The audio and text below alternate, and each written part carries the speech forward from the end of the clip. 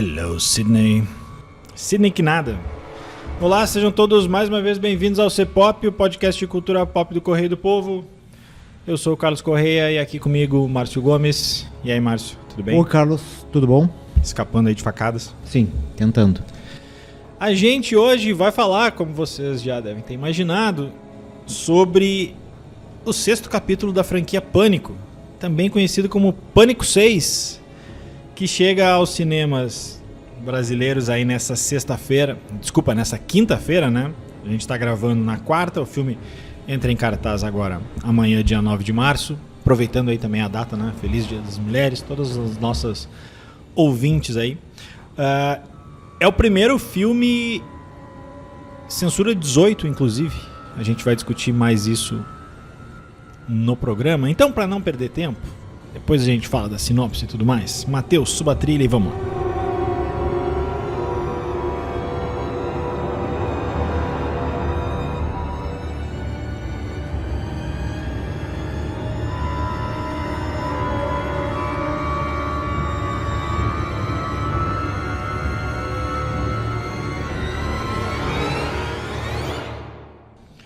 Bom, vamos lá.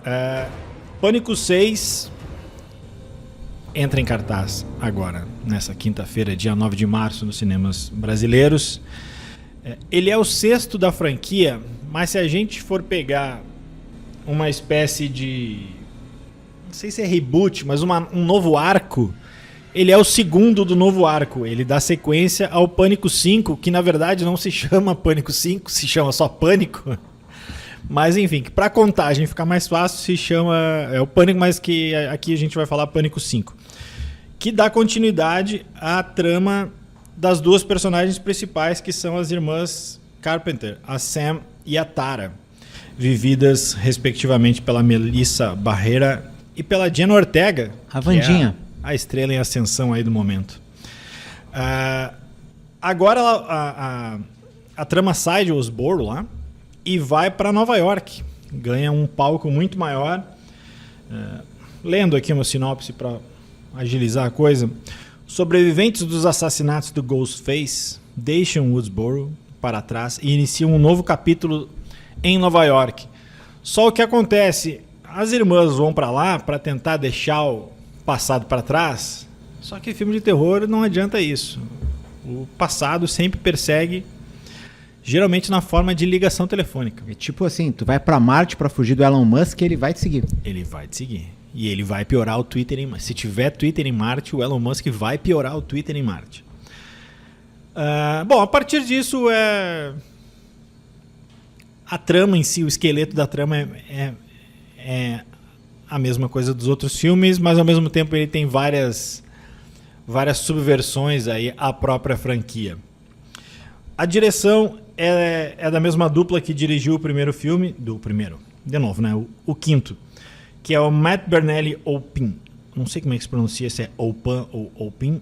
E o Tyler Gillett, que tem aí, na verdade, outros 3 filmes de terror no currículo, sendo o mais famosinho deles, eu acho que é aquele... eu não vi nenhum deles, tá? Eu confesso aqui. Mas pelo menos o que eu ouço mais a galera falar é aquele Casamento Sangrento, que eu vejo mais pelo cosplay, que é uma mina casada com uma... não sei como é que chama aquele negócio, bota como se estivesse no Bang Bang, assim, tu bota... uma cartucheira? Uma cartucheira, isso, exatamente. Casamento Sangrento. Antes disso eles tinham feito... na verdade esse é o 6º filme deles. Eles tinham feito VHS, aquele, como dupla, que é um filme daqueles que tenta surfar na onda das fitas descobertas acidentalmente, que é tudo montado, mas enfim. Depois Herdeira do Diabo, Southbound, esse Casamento Sangrento, e aí os dois fizeram o Pânico no ano passado. O elenco é basicamente o mesmo, mas tem uma ausência significativa, né, Márcio? A Neve Campbell, que não topou voltar para essa continuação pelas entrevistas por causa de acerto financeiro, né? Ela deu uma entrevista para People, acho que em junho do ano passado, dizendo que não topou porque não se sentiu valorizada o suficiente né, depois de 25 anos atuando na franquia. A proposta que foi apresentada para ela disse que não foi adequada, né? Ela disse que se fosse um homem que estivesse à frente de uma franquia desse tamanho, assim, certamente teria recebido um valor maior. E ela já tinha tido no episódio anterior, já tinha tido um papel bem menor, né? Ele entrou até depois do que a Monica Cox. Courtney Cox, Monica Geller. Juntei o Friends com o nome oficial dela. A Courtney Cox, né, que faz que é agora a única do original, é a única pessoa a participar dos 6 filmes, né? Além do pai da menina, né, que é o cara que fica meio como um Obi-Wan. Mas eu acho que em alguns ele não aparece, né? Sim, ele não aparece em todos, não mas aparece ele volta para esse. A Courtney Cox agora é a única que aparece em todos. Aparece em todos.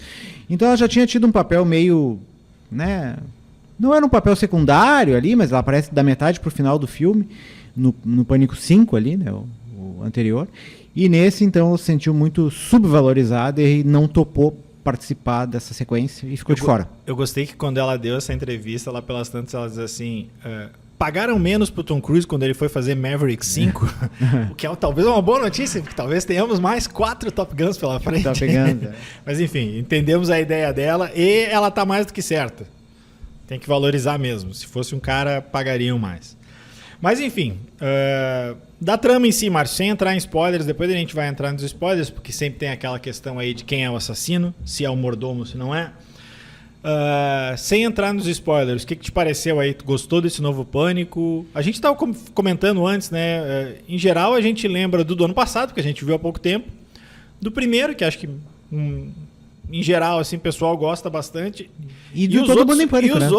Todo Mundo em Pânico, é verdade. E o 2, 3, 4, meio que... Eu não sei mais qual era qual, não lembro se eu gostava.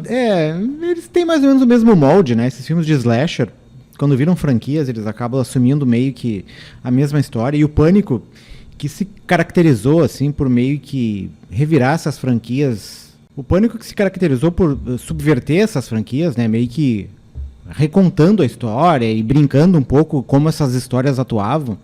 E ele meio que virou refém disso, né? E também segue uma fórmula. E essa fórmula, ela continua nesse filme, assim, no maior ou menor grau, assim. Ela segue o mesmo padrão que seguiu o 5, que seguiu o 4, o 3, o 2. Não difere muito. E até porque esses filmes não podem mudar muita coisa, né? Não pode virar a produção de cabeça para baixo, porque daí tu perde a identidade e as pessoas vão parar de assistir também, né?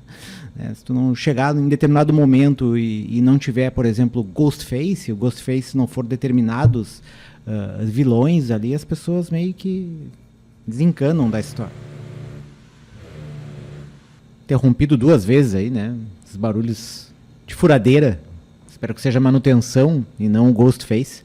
Mas só para encerrar minha parte inicial aqui, já devolver para o Carlos antes que volte o ruído aqui.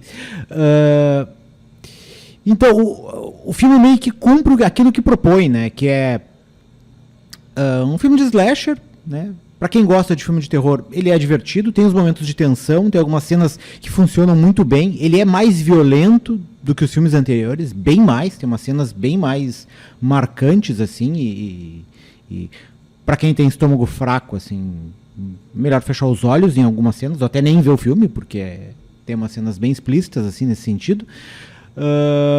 E tem aquelas coisas, né, de que tu tem que fazer aquele termo que o Carlos costuma usar, assim, de suspensão da descrença, assim, né? Tem umas coisas meio, né, que não dá pra levar muito a sério. Mas faz parte do tipo de filme que o Pânico né? E é pra isso que ele existe. E é aquele filme pra tu pegar um pacote de pipoca, sentar na frente do cinema. E as 2 horas, o filme tem um pouco mais de 2 horas, eu acho, elas passam rapidinho e dão alguns sustinhos. Ele não tem tanto jumpscare, assim, é um filme mais de tensão mesmo, até bem diferente desse tipo de filme, assim. E o final não é tão surpreendente, como eu comentei na saída do cinema, eu matei para esse tipo de filme, é bem curioso, mas eu descobri quem era a pessoa logo na metade ali, e quem eram os assassinos na metade do filme, diferentemente das outras versões, que eu demorei um pouquinho mais, assim, para saber quem era. Mas eu não sei se é porque o filme escondeu de uma forma menos eficiente quem era o assassino, ou se porque eu já estou meio que me acostumando com o Pânico e já, né, sacando bem qual é a história como é que eles moldam esses conceitos assim e entregam pra gente, e daí acaba sendo não tão surpreendente assim, né? Mas enfim, de maneira geral o filme é divertido, né? Acho que a gente meio que concordou nisso, né, Carlos? Assim, eu vou te dizer que o Pânico 5 eu vi o ano passado e eu achei bem ruim, cara. E é o mesmo pessoal. Então, talvez, de novo, eu tenha sido influenciado pela questão da expectativa alta e expectativa baixa. Eu não estava com muita expectativa com esse filme e talvez isso tenha me ajudado, assim, porque no final das contas eu me diverti bastante, assim. Eu acho que ele sabe tirar sarro melhor do que os outros, ao mesmo tempo em que ele não fica fazendo piada dele. Como tu comentou antes, a franquia faz uso da metalinguagem desde o começo, né? Só que e meio que sempre tem uma hora que é um monólogo sobre isso, né? Como os filmes de terror. Nos primeiros era assim, os filmes de terror é isso, sabe? O primeiro que morre é o negro, o casal que transa vai morrer, tu não pode ir ali sozinho. E aí depois era um metafilme sobre sequências, e aí depois talvez sobre reboots, né? E agora o discurso é sobre franquias. E é o monólogo da Mindy, né? Que é a menina que faz o Yellow Jackets também, que inclusive tá para retornar agora esse mês. Mas voltando, e aí ela faz o discurso, e para mim aquela é uma das partes mais divertidas do filme, assim, porque ela é divertida, ela é meio que um tutorial do filme, sobre o que tu espera ou não. O filme meio que te segura pela mão ali e diz... Às vezes ele é até expositivo demais.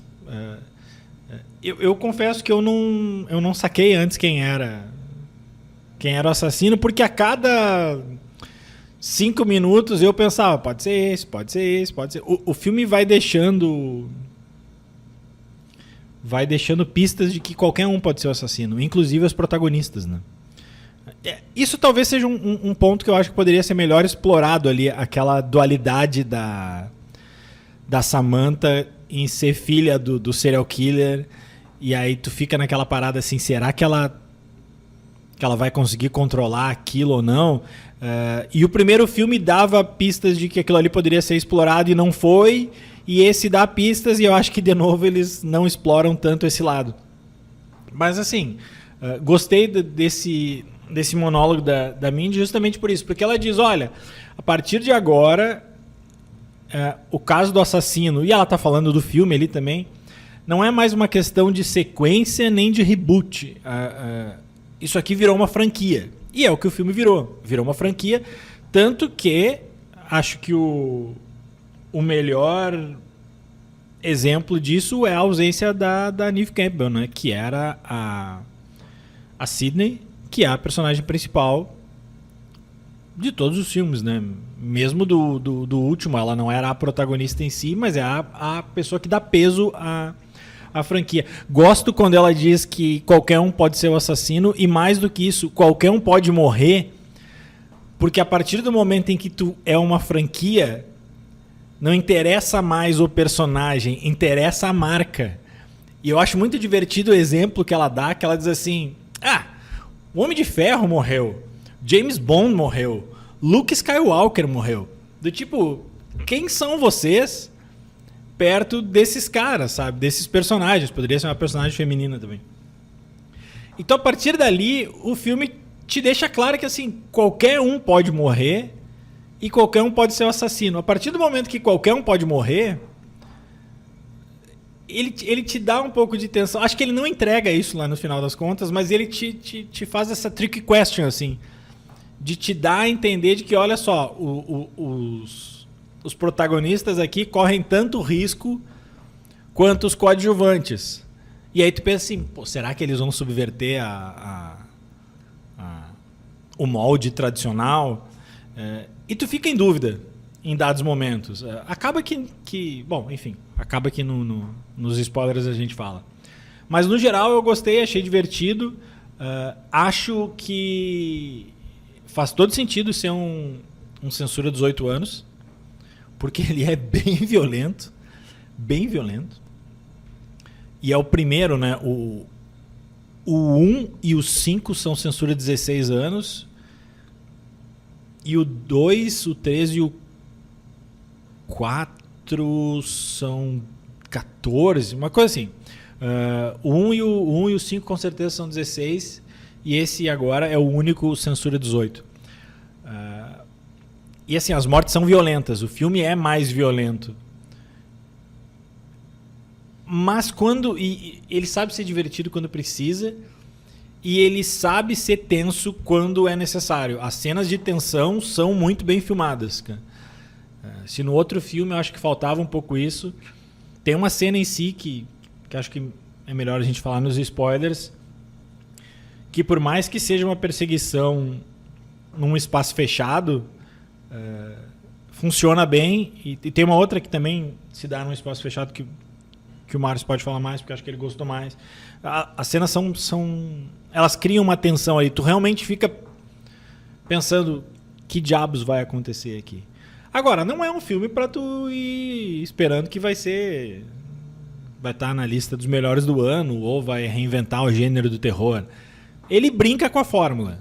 Eu acho que ele brinca de uma forma competente com a fórmula. Mas ainda assim é uma brincadeira com a fórmula. Aí a gente pode ver qual é a ordem melhor. Se ele não revoluciona o gênero, mas ele brinca com a fórmula.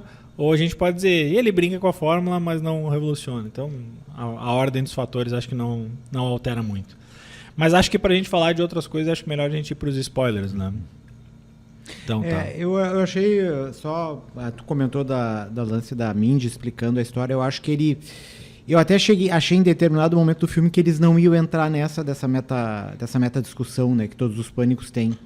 E esse aí tem bem pouco, né, em comparação com todos os outros. Eu acho que é o Pânico que menos discursa sobre ele mesmo e sobre os filmes de terror. Ele tem essa parte aí de brincar. Tem o discurso inicial, né? Que a professora que a professora fala, depois tem essa da Mindy, mas depois é mais um filme de terror mesmo, né? O discurso da professora até é legal, porque ela tenta dar uma valorizada. Não, os filmes de terror, eles podem falar sobre a sociedade. Ela dá uma teorizada ali. Daí tem essa parte na metade do filme em que a Mindy explica a história e depois não tem mais. Depois é uma história de terror tradicional, assim. Agora, até falando, a cena de abertura, ela subverte o molde, né?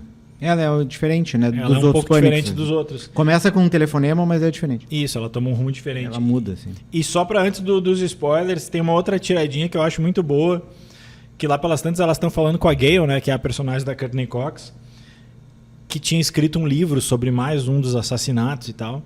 E aí, uma das irmãs lá diz pra ela... Por que tu não escreve outro livro sobre isso? Por que tu não faz um filme? E ela responde, ninguém mais está interessado em filme. Hoje os canais só querem séries de true crime, cara.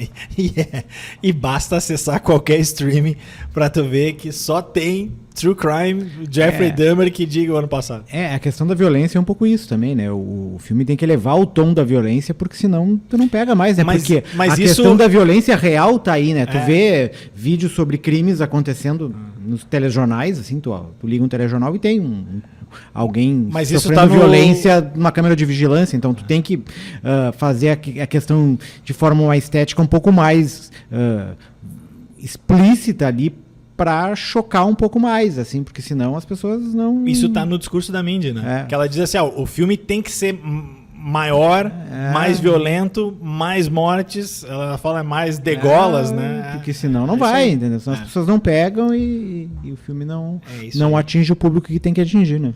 Então tá, vamos pros spoilers aí, Matheus, toca a nossa sirene aí.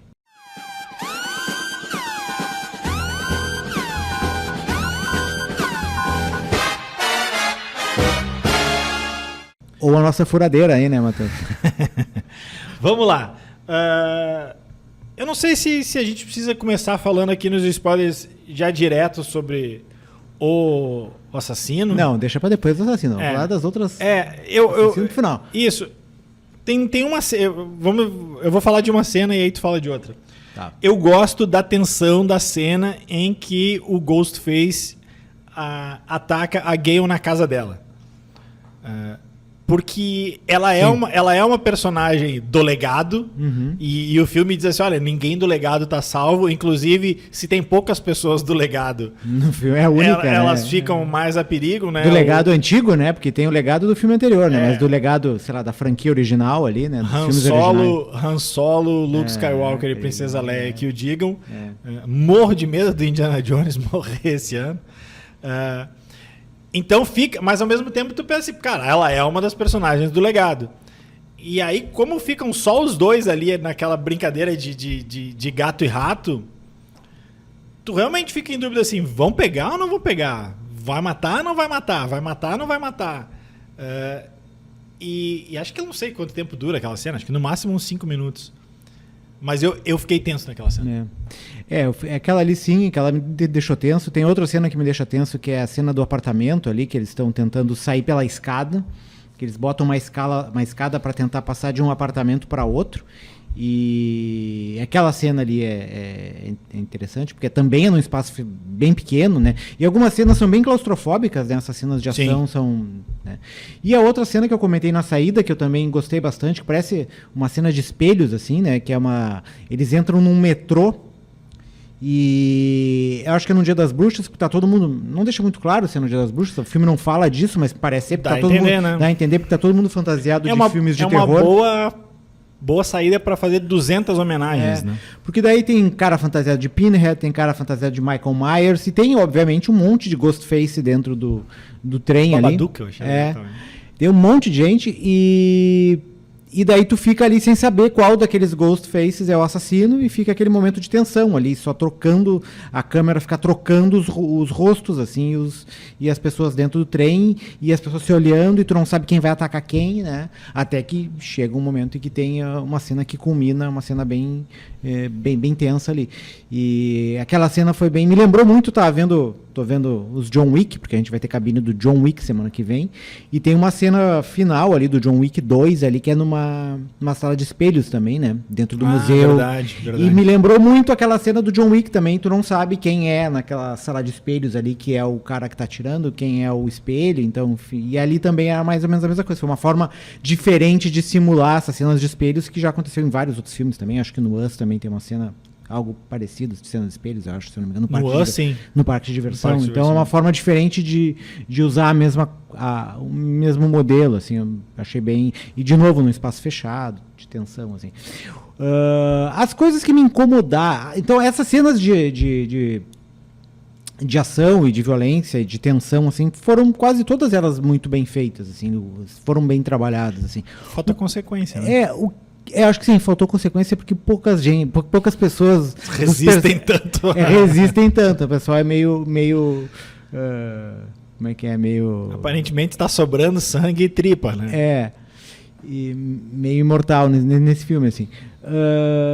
Mas o que me incomodou mais nesse filme, primeiro, as cenas mais poéticas ali, né, da relação entre as duas irmãs, eu achei meio chato, assim, meio raso, acho que quebra um pouco a dinâmica do filme.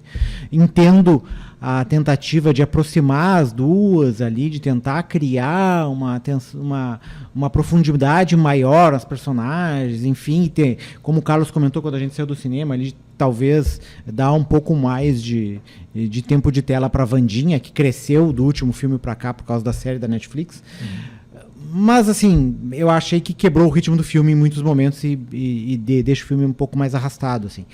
E a outra coisa é a suspensão da descrença, que tu tem que ter uma suspensão de descrença muito grande em muitos momentos, assim, que os caras são esfaqueados, depois chegam correndo. Tem um namorado bonitão ali, que o cara não liga pra polícia em momento nenhum ali, o cara fica parado na janela acenando. Nessa cena da escada, por exemplo, ele avisa que o Ghostface está do outro lado do apartamento, e assim, em vez do cara sair correndo pra ajudar, o cara pegar o telefone e ligar pra polícia, ele fica parado na frente da janela durante toda a cena, assim, nada acontece. Ele tava acumulando energia para levar todo um esquadrão de polícia no final. O cara mais forte do filme, assim, ele não dá um soco no filme inteiro. Não se envolve em nenhuma cena de violência, assim. Mas tirando esses momentos, assim, que tu tem que relevar, porque é um filme de terror, então tem alguns momentos que os personagens têm que ser meio burros, que senão a história não funciona. O resto, as cenas de ação salvam o filme, né? As cenas de ação, de as cenas mais gráficas ali são bem filmadas e isso faz o filme avançar e torna ele um pouco mais divertido. Haja a suspensão da descrença, porque não é que os caras dão uma facada. Primeiro que assim, dessa vez aumentaram os números e a velocidade das facadas. A galera tá com raiva, assim, tá descontando nas facadas e não são simples facadas, né? O pessoal bota a faca, torce, puxa pra cima. E aí não é que a pessoa não morreu, a pessoa não morreu e 10 minutos depois tá correndo. Caminhando, atravessando uma escada com uma facada atravessando a barriga. Acho que elas até brincam um pouco com a menina lá no final, que tomou uma facada e tu acha que ela morreu. Aí daqui a pouco ela tá correndo, ela diz, não, os caras me deram umas pílulas, vocês têm que tomar isso aqui. Tipo assim, foda-se a suspensão da descrença. Só uma coisa que eu queria comentar, não sei se a gente fala depois no final, que é a questão da Samantha, que tu comentou que não foi muito bem explorada o lance da... Cara, essa mina é igual a Anitta, cara.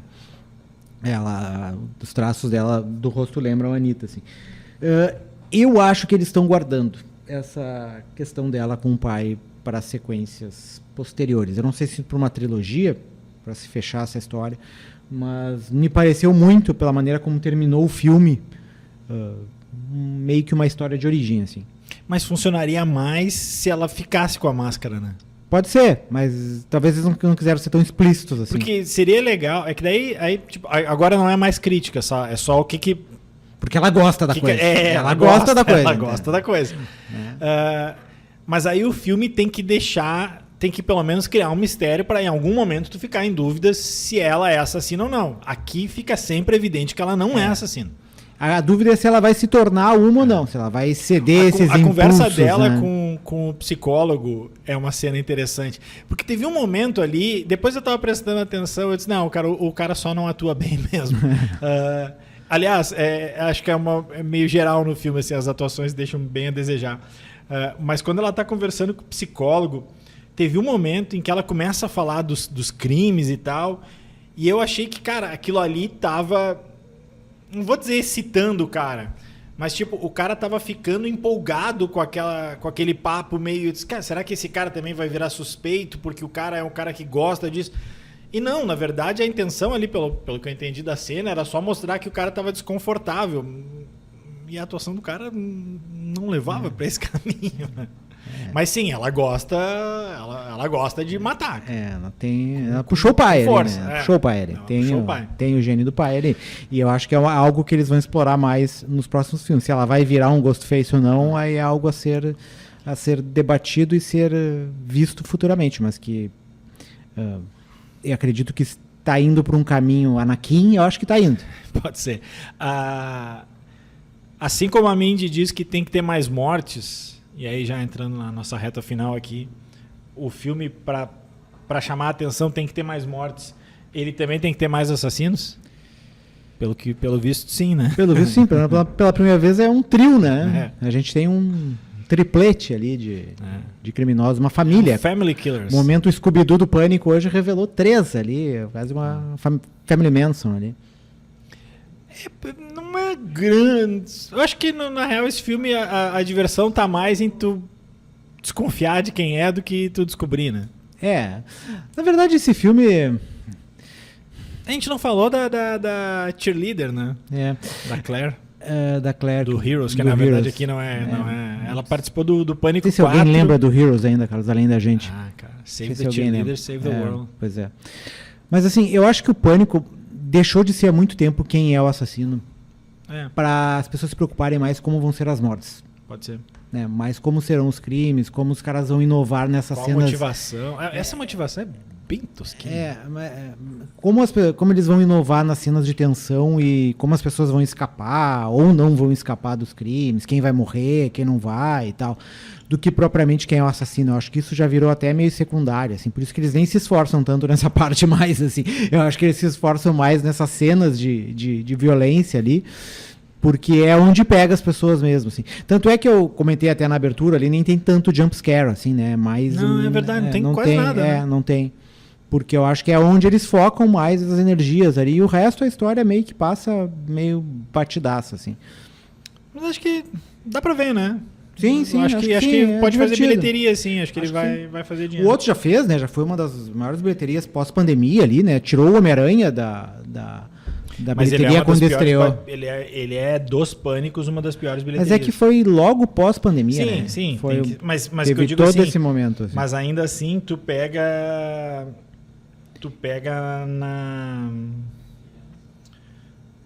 no parâmetro da inflação. Mesmo com a inflação, ele é o quarto dos 5.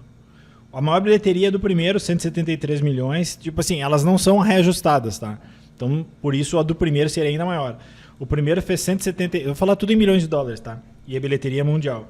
O primeiro fez 173, o segundo 172, o terceiro 161, o quinto 137 e o quarto 97. O quarto, sim, foi um fracasso, assim.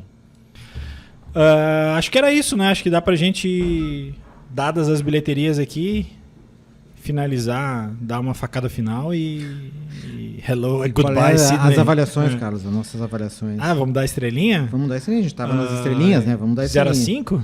Acho que sim, né? Cara, eu vou ser Uma generoso, duas, cinco, eu vou ser né? generoso porque eu me diverti e eu daria 7,5, mas 7,5 não tem como ficar, né? Não era 0 a 5, a estrelinha tu vai dar 7? Não. Tô pensando é que eu faço o cálculo numérico e aí depois eu transfiro para as estrelinhas. Vou dar 4 estrelas, cara. Acho que eu tô sendo generoso demais.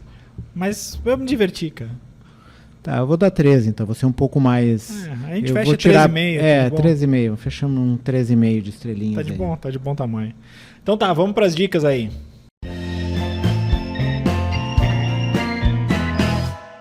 Bora pras dicas, Márcio, vai lá. A minha dica, agora vamos falar de filme mais adulto, né? Mais sério. Vamos falar de Tar, que tá nos cinemas, assim. Pra mim foi um dos, se não o melhor. Aí ainda tô pensando em relação ao After Sun. Filme de 2022. Tenho dúvidas. Tô falando isso agora. As pessoas que vão ver esse podcast depois do Oscar vão me cobrar depois. Eu acho difícil que ele ganhe o Oscar. Kate Blanchett menos, né? Mas o Tar eu acho difícil que ganhe. Mas merecia, porque o filme é muito bom. Muita gente fala que é sobre a cultura do cancelamento. Eu acho que ele é muito mais do que isso. Ele toca nesse assunto, mas ele vai além. Fala sobre tantas outras coisas. A Kate Blanchett está muito bem no filme, mas isso, antes mesmo de ver o filme, as pessoas já sabem, né? Ele vale pela história, sobre tudo que é tratado ali, sobre a forma como é abordado. E o filme pode até ser encarado um pouco como terror em alguns momentos, assim. Pelas obsessões que cercam a personagem, como ela vai se decompondo ao longo da história, assim, à medida que ela vai perdendo o controle das coisas. E isso é muito bem feito no filme. O filme tem tantos detalhes assim que eu tenho vontade de ver de novo. Eu só não vou ver no cinema porque talvez não consiga tempo, mas certamente quando estrear no stream eu vou ver novamente. Assim. Passa rápido as 14 horas? Cara, pra mim passou muito rápido. Eu não peguei nenhuma vez no celular. E isso que eu tava vendo o filme no horário do Grenal. Mas então pode ter sido isso, né? Não peguei nenhuma vez no seu celular e olha... Pode ter sido justamente isso. Eu certamente verei novamente o filme. Tem muito detalhezinho, tem muita coisa que tu percebe, assim, sei lá, eu achei muito bom, assim. Então fica a minha dica, Tar, que tá nos cinemas ainda, acredito. Hoje é quarta-feira, acho que ele vai seguir nos cinemas a partir de quinta, amanhã troca as sessões, né, a programação, mas eu acho que ele segue. Vamos lá. Eu não vi tanta coisa nova da semana passada pra cá. Então, eu vou fazer o seguinte, eu vou dar uma dica preparatória. Porque na semana que vem, dia 15, começa a terceira e, ao que tudo indica, última temporada de Ted Lasso no Apple TV Plus. Então, a minha dica é que as pessoas corram pra ver as duas primeiras. A primeira é muito boa. Tem que ver, eu não vi ainda. A primeira é muito boa e a segunda é uma das melhores coisas já feitas na história da televisão. E eu tenho que terminar de ver John Wick ainda, cara. Tem que ver o 13, eu não vi ainda. É outra vibe. É completamente outra vibe. Ninguém morre e todo mundo é feliz. Eu acho que deve ser 20 ou 22 episódios. Eu acho que a segunda temporada periga ter 12 ou 13. Mas são episódios curtinhos, são episódios de meia hora. Eu acho que a reta final ali da segunda temporada talvez tenha uns 2 ou 3 episódios de 40 minutos. Mas assim, cara, a gente já cansou de falar aqui no C-Pop como é um abraço, um quentinho no coração essa série. Então é difícil até tu ver um só, porque tu quer ver mais outro, menos pela história e mais pela sensação de vamos inventar uma palavra aí, de querideza de Ted Lasso. Então minha dica é essa, façam uma maratona de Ted Lasso para estarem prontos para terceira temporada que começa na semana que vem, para compensar um pouco aí o ódio que vai ter depois também, porque no final do mês também estreia aí outra série ótima, que é o oposto do Ted Lasso, que é Succession. Se em Ted Lasso todo mundo é legal, em Succession todo mundo é filho da puta. Que também vai acabar, né? Última temporada. Que também vai acabar, é verdade. Também é a última temporada. E o que também vai acabar agora, mas a gente volta na semana que vem, é esse programa. Pra alegria do pessoal aqui, que tá nervoso aqui em volta. O pessoal tá tenso aqui. Um abraço aí pro pessoal da Expo Direto. A gente vai acabando por aqui, antes agradecendo. Que ligue a furadeira de novo pra nos expulsar aqui, Carlos Correia. A gente vai agradecendo a edição do Matheus Santos. Abel Braga tá na beira do gramado aqui, pedindo o final do jogo aqui. Então tá. Valeu, um abraço, até semana que vem.